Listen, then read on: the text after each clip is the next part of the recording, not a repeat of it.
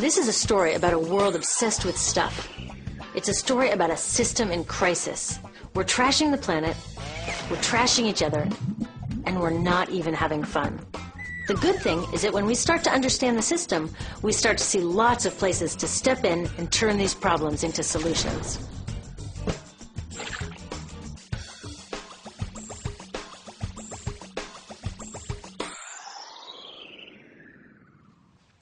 One of the problems with trying to use less stuff is that sometimes we feel like we really need it.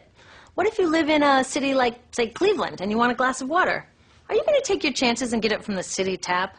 Or should you reach for a bottle of water that comes from the pristine rainforest of Fiji?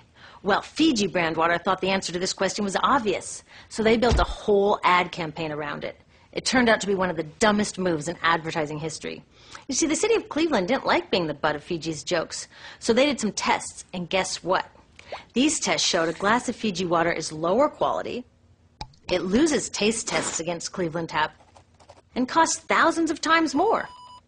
This story is typical of what happens when you test bottled water against tap water. Is it cleaner? Sometimes, sometimes not. In many ways, bottled water is less regulated than tap. Is it tastier? In taste tests across the country, people consistently choose tap over bottled water. These bottled water companies say they're just meeting consumer demand.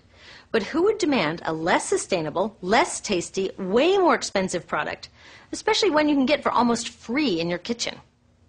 Bottled water costs about 2,000 times more than tap water. Can you imagine paying 2,000 times the price of anything else? How about a $10,000 sandwich? Yet people in the U.S. buy more than 500 million bottles of water every week. That is enough to circle the globe more than 5 times. How did this come to be? Well, it all goes back to how our materials economy works, and one of its key drivers, which is known as manufactured demand. If companies want to keep growing, they have to keep selling more and more stuff. In the 1970s, giant soft drink companies got worried as they saw their growth projections starting to level off. There's only so much soda a person can drink. Plus, it wouldn't be long before people began realizing that soda is not that healthy and turned back to, gasp, drinking tap water. Well, the companies found their next big idea in a silly designer product that most people laughed off as a passing yuppie fad. Water is free, people said back then. What will they sell us next? Air? So how do you get people to buy this fringe product? Simple. You manufacture demand. How do you do that? Well, imagine you're in charge of a bottled water company. Since people aren't lining up to trade their hard-earned money for your unnecessary product, you make them feel scared and insecure if they don't have it. And that's exactly what the bottled water industry did. One of their first marketing tactics was to scare people about tap water with ads like Fiji's Cleveland campaign. When we're done, one top water executive said, tap water will be relegated to showers and washing dishes. Next, you hide the reality of your product behind images of pure fantasy. Have you ever noticed how bottled water tries to seduce us with pictures of mountain streams and pristine nature? But guess where 1/3 of all bottled water in the U.S. actually comes from? The tap. Pepsi's Aquafina and Coke's Dasani are 2 of the many brands that are really filtered tap water. But the pristine nature lie goes much deeper. In a recent full-page ad, Nestle said, bottled water is the most environmentally responsible consumer product in the world. What? They are trashing the environment all along the product's life cycle. Exactly how is that environmentally responsible? The problems start here with extraction and production, where oil is used to make water bottles. Each year, making the plastic water bottles used in the U.S. takes enough oil and energy to fuel 1 million cars. All that energy spent to make the bottle, even more to ship it around the planet, and then we drink it in about 2 minutes? That brings us to the big problem at the other end of the life cycle, disposal. What happens to all these bottles when we're done? 80% end up in landfills, where they will sit for thousands of years, or in incinerators, where they are burned, releasing toxic pollution. The rest gets collected for recycling. I was curious about where the plastic bottles that I put in the recycling bins go. I found out that shiploads were being sent to India, so I went there. I will never forget riding over a hill outside Madras, where I came face to face with a mountain of plastic bottles from California. Now, real recycling would turn these bottles back into bottles. But that wasn't what was happening here. Instead, these bottles were slated to be downcycled, which means turning them into lower quality products that would just be chucked later.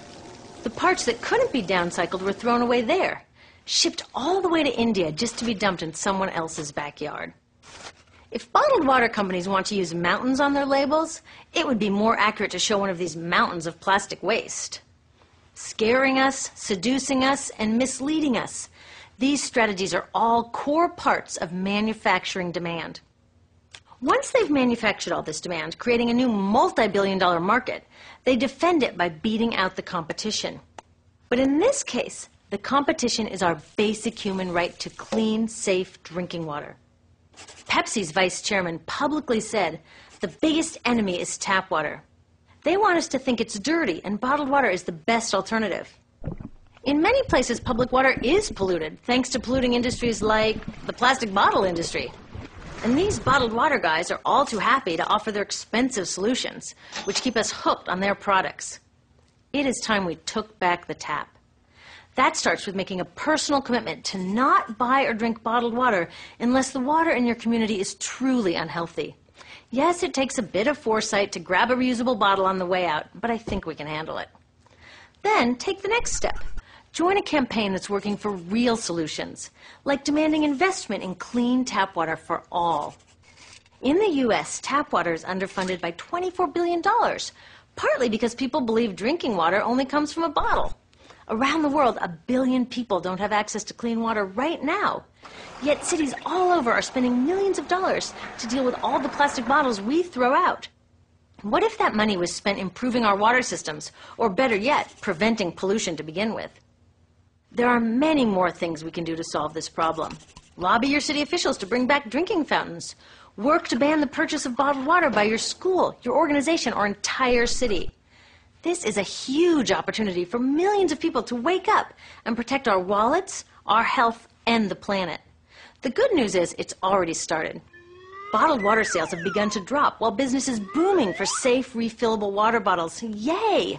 Restaurants are proudly serving tap, and people are choosing to pocket the hundreds or thousands of dollars they would otherwise be wasting on bottled water. Carrying bottled water is on its way to being as cool as smoking while pregnant. We know better now. The bottled water industry is getting worried because the jig is up. We are not buying into their manufactured demand anymore. We will choose our own demands, thank you very much, and we're demanding clean, safe water for all.